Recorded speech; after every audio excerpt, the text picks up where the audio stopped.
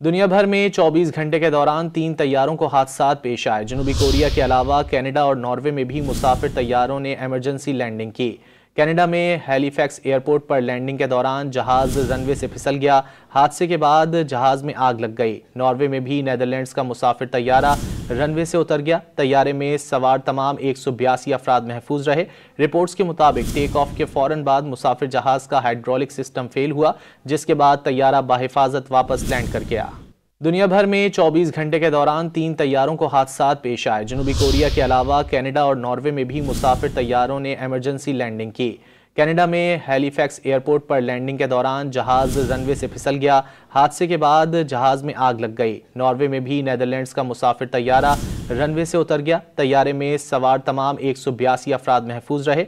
Reports के मुताबिक take off के फौरन बाद मुसाफिर जहाज का हाइड्रोलिक सिस्टम फेल हुआ, जिसके बाद तैयारा बाहिफाजत वापस लैंड कर गया।